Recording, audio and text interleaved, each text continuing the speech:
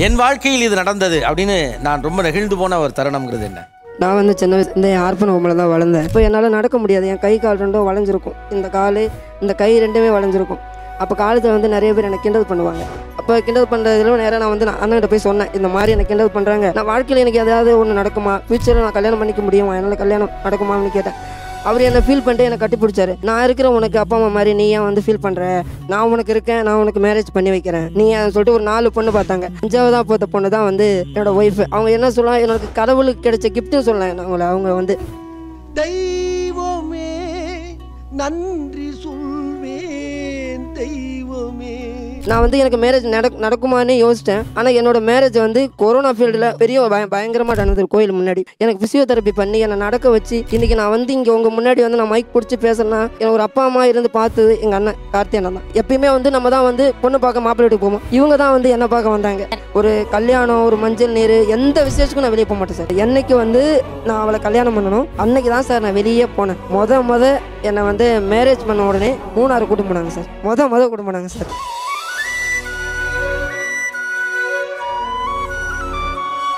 சந்தோஷமான நிகழ்வுலன்னா அழுதுட்டு தான் இருப்பேன். ஏன்னா நான் அந்த ஹாஸ்டல் அந்த இதுலேயே வளர்ந்ததுனால அவங்கள மாதிரி நார்மலாக வளர்ந்த பீப்புள் மாதிரி என்னால் சந்தோஷமாக வாழ முடியலை. இல்லை என்ன ஆச்சுன்னு ஏன் சந்தோஷமாக இருக்க வேண்டியது, எங்கே போச்சு உங்கள் சந்தோஷம்? அதுதான் சார், எனக்கு ஒரு தாழ்வு மனப்பான்மை. ஒரு படம் பார்த்தா அழுதுருவேன். ஏதாவது ஒரு சந்தோஷமாக எல்லாம் ஜாலியாக ஒரு தேட்டர் போயிருப்போம், எல்லாரும் குடும்பத்தோடு உட்காந்து படம் பார்த்துட்டு இருப்போம். ஆனால் அந்த படத்தில் ஏதாவது ஒரு சீனை நினச்சி என்னோட லைஃபோட நான் ஒற்றுமைப்படுத்திக்கிட்டு அதை அழுக ஆரம்பிச்சிருவேன். ஆக்சுவலாக நான் உங்களுக்கு ஒன்று சொல்கிறேன், நீங்கள் ரொம்ப சிரமப்பட்டவங்க, இதெல்லாத்தையும் நான் கணக்கில் எடுத்துக்கிறேன். ஆனால் அதே நேரத்தில் உங்களை மாதிரி ஒரு சிரமத்தில் இருக்கக்கூடிய ஒருத்தர் மீது இவ்வளவு பிரியத்தோடு இருக்கிறவர்களை மகிழ்ச்சியாக வச்சுக்க வேண்டிய பொறுப்பு உங்களுக்கு. ஏன் நீங்கள் கழிவுறத்தோட இருக்கணும்? ஏன் பழைய நினைவுகளே இருக்கீங்க?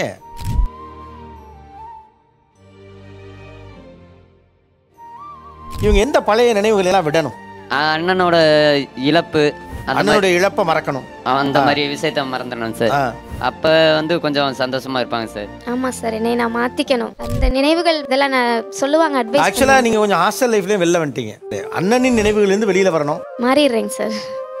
இன்னும் மாறலைங்கிறது அப்போ ஃபேக்ட். ஆமாங்க சார். அப்போ 9 வருஷம் ஒருத்தர் மாறலை அப்படின்னா அது சிரமமாக கூட இருக்கலாம். அந்த இமோஷன்ஸை கூட நான் ரெஸ்பெக்ட் பண்ணுறேன். ஆனால் இழந்து போன அவரை பற்றியே நீங்கள் யோசிச்சுட்டு இருந்தா சமகாலத்தில் ஒருத்தர் இறந்துக்கிட்டே இருக்கான், லைஃப்பை இழந்துக்கிட்டே இருக்கான்ல 9 வருஷமா, அந்த பையனை பற்றி நீங்கள் கன்சிடர் பண்ணணும்ல. வேணாம்ப்பா, மனசு சரியில்லை. 2 தான் செஞ்சுருக்கணும். ஒன்று, இந்த திருமணத்தை அறவே நீங்கள் மறுத்திருக்க வேண்டும். இல்லை சரின்னு ஒரு கட்டத்தில் ஓகேன்னாச்சு. அப்போ அந்த வாழ்க்கைக்காவது தயாராகணும்ல. ஆமாங்க சார். உங்கள் வாழ்க்கை முழுக்க நீங்களும் உங்கள் நினைவுகளும் மட்டும்தான் இருக்கீங்க. அந்த வாழ்க்கைக்குள்ள ஒரு ஆள் எந்த எதிர்பார்ப்பும் இல்லாமல் 9 வருஷமாக கூட இருக்கான். அதான் சார் உண்மை, கரெக்டாக சொல்கிறீங்க. நான் மனைவியாக மாறுங்கன்னு கூட சொல்லலை, வாழ்க்கைக்குள்ளே வாங்கன்னு சொல்கிறேன். புரியுதுங்க சார். ஒரு 1.5 மாத நினைவு, அதுவும் வேலிட் தான், நான் அதை குறைச்சி மதிப்பில், அது ப்ரீஷியஸ் தான். அந்த 1.5 மாத நினைவை நீங்கள் கடக்க முடியவில்லை அப்படின்னு உங்கள் உணர்வுகளை நீங்கள் வேலிடேட் பண்ணீங்கன்னா 9 வருடமாக ஒருவன் பொறுமையோடு காத்திருக்கிறானுங்கிற உணர்வையும் நீங்கள் வேலிடேட் பண்ணணும்ல. ஆமாங்க சார்.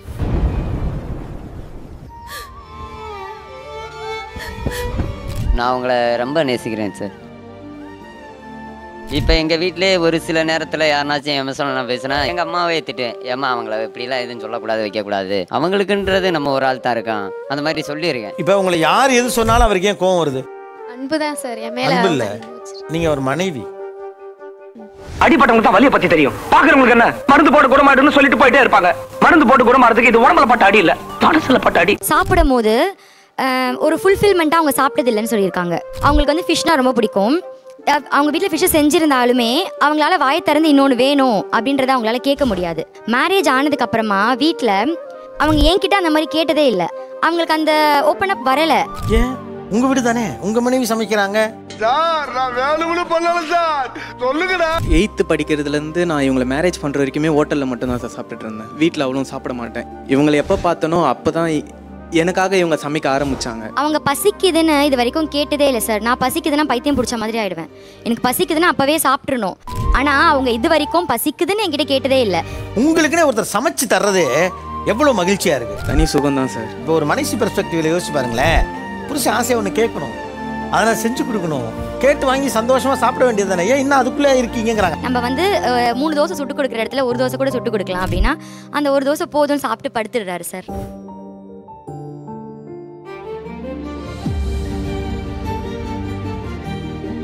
என்ன பிரச்சனைன்னு தெரில. எங்கள் வீட்டில் எங்கள் அம்மா வந்து உடம்பு சரியில்லாமல் இறந்துட்டாங்க.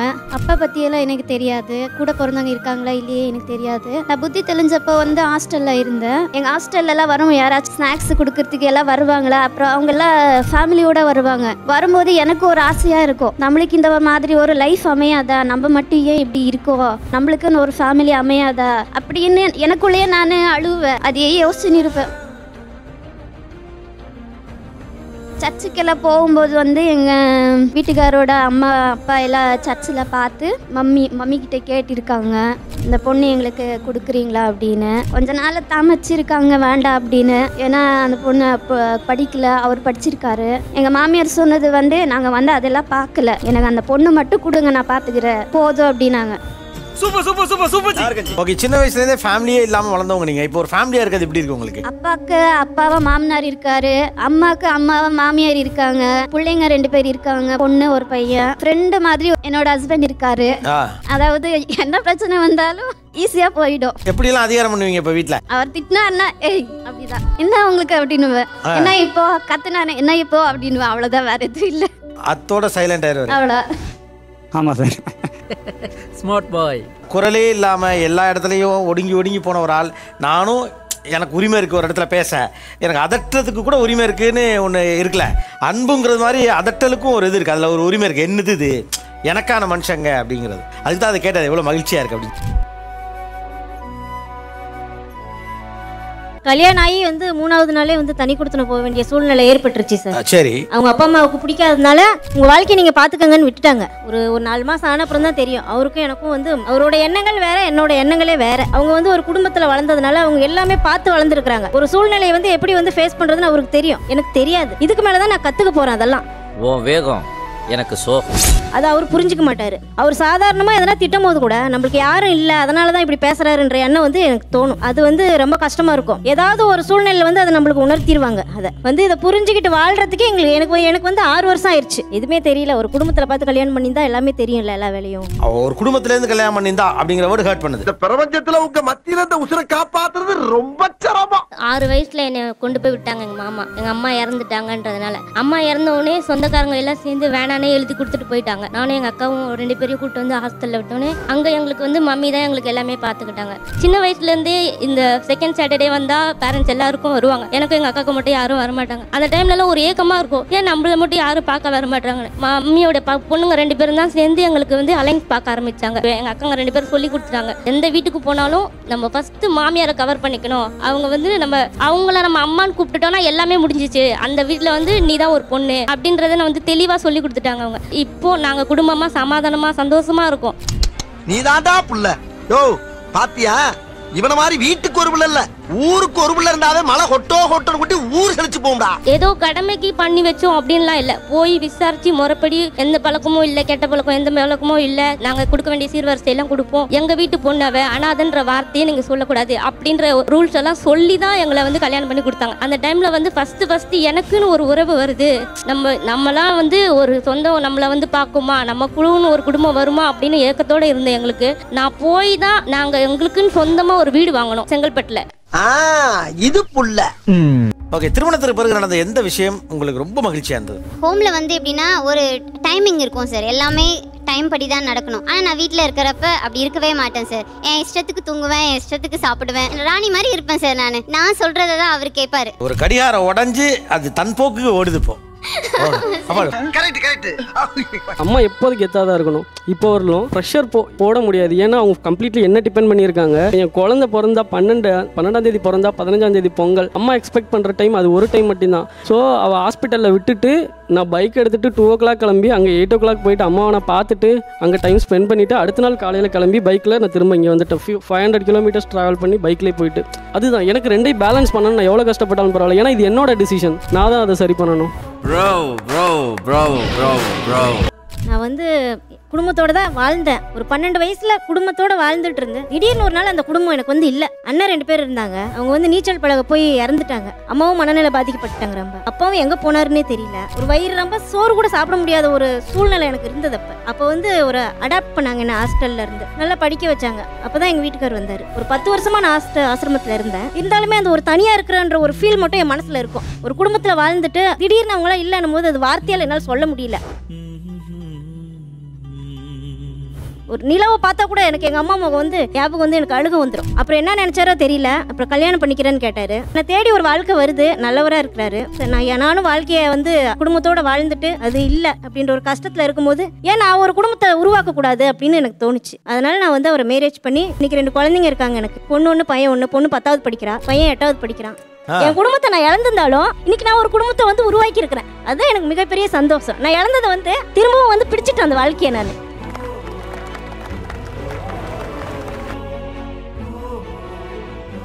ஃபஸ்ட் இயர் படிக்கிறப்ப என்ன பண்ணிட்டாங்க, எங்கள் ஃபேமிலி வந்து உனக்கு சும்மா வந்து ஃபேமிலியில் ஃபங்க்ஷன் இருக்குன்னு சொல்லி கூட்டு போயிட்டாங்க சார். வீட்டில் கூட்டு போயிட்டு திடீர்னு பார்த்தா எனக்கு மேரேஜ் அரேஞ்ச் பண்ணிட்டாங்க. பத்திரிக்கையெல்லாம் அடிச்சிட்டாங்க சார். என்னோட அவர் வந்து 10 வயசு அதிகம். 10 வயசு அதிகமாகிறப்ப நான் பயந்துட்டேங்க சார். அவர் எடுத்தோடனே வந்து என்கிட்ட ஃபோன் பேசுகிறப்ப வந்து எங்கூட வந்து நீ வந்து வேலை பார்ப்பியான்னு கேட்குறாரு. அப்போவே வேலை பார்த்தா நம்ம அதுலேயே வாழ்க்கை போயிடும், கண்டிப்பாக நம்ம படிக்கணும், அடுத்து நம்ம வாழ்க்கையை பார்க்கணும்னு சொல்லிட்டு சார் அங்கேருந்து நான் சொல்லாமே ஓடி வந்துட்டேங்க சார். பத்திரிக்கையில் அடிச்சு எல்லாத்துக்கும் கொடுத்துட்டாங்க சார். நாளைக்கு கல்யாணம், நைட்டு ஓடி வந்துட்டேன். தைரியமாக ஹாஸ்டல் நானே போயிங்க சார்.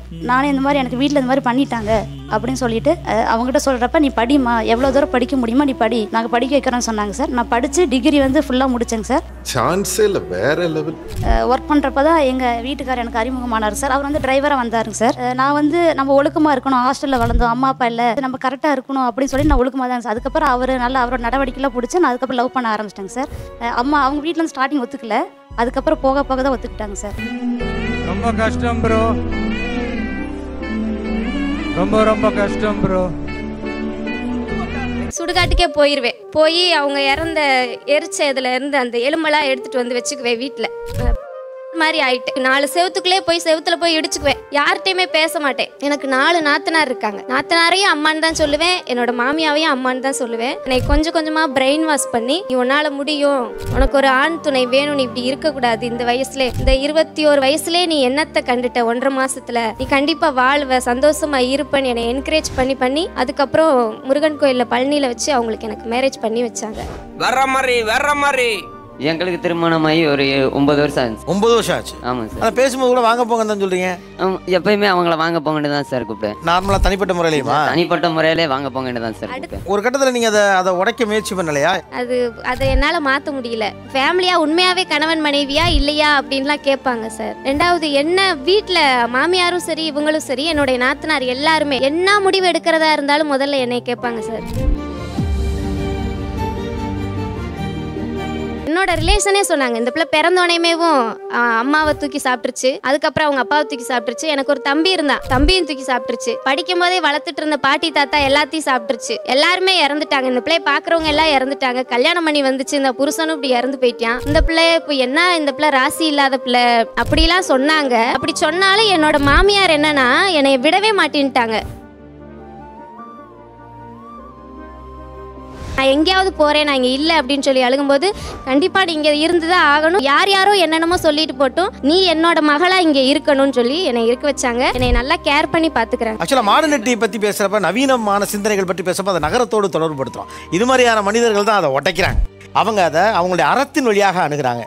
இந்த வீட்டை நம்பி வந்த ஒரு பொண்ணுக்கு என் பிள்ளை இல்லைனாலும் அவள் இந்த வீட்டில் இருக்கணும், அவளுக்கான பாதுகாப்பை நான் கொடுக்கணுங்கிறது ஒரு நேர்மையத்திலிருந்து ஒரு அறத்திலிருந்து வருகிற ஒரு நவீனத்துவம். ரொம்ப சந்தோஷம்டா, ரொம்ப சந்தோஷம். இப்போ எனக்கு குழந்தை இல்லை சார். இவங்களை மேரேஜ் பண்ணி 9 வருஷம் ஆச்சு, இன்னும் எனக்கு குழந்தையும் இல்லை. அதையும் ஊர்ல பேசுறாங்க, இந்த பொண்ணுக்கு இந்த பாரு கல்யாணம் பண்ணி வச்சாங்க, ஒத்த பையனுக்கு வாரிசு இல்லாம போச்சு, இன்னும் குழந்தை பெத்து கொடுக்கல எல்லாம் பேசுறாங்க. ஆனாலும் என்னோட மாமியா வந்து என்னைய நீ கவலைப்படாதம்மா, நான் இருக்கேன், நான் சாகுங்களாட்டி எப்படியாவது உனக்கு குழந்தை பிறக்கும், அதை நான் தூக்கி நான் வளர்ப்பேன், அப்படி இல்லாட்டி போயிட்டு போது விடு, உங்களுக்கு என்ன நிலம் இருக்குதுல, சாகந்தட்டி இருந்து வித்து சாப்பிட்டுட்டு போங்க. மாமியாருக்கு என்ன வயசு? அவங்களுக்கு 75-80. 75 வயசு. எல்லாவும் பார்த்துப்பா. ரொம்ப நன்றி. உங்க மாமியார் பேர் என்ன? சண்முகம்மாள். சண்முகம்மாள். ஆமாங்க சார். அந்த ஒரு டைமண்ட் பரிசு இருந்துச்சு பாருங்க, இந்த பரிசை நீயானால கொடுத்தாங்கன்னு சண்முகம்மாள் கொடுங்க, சண்முகம்மாள்கிட்ட கொடுங்க இந்த பரிசை. ஒண்டர் டைமண்ட்ஸ் வழங்கும் ஒரு பரிசு. நல்லவனா இரு, ரொம்ப நல்லவனா இருக்காத.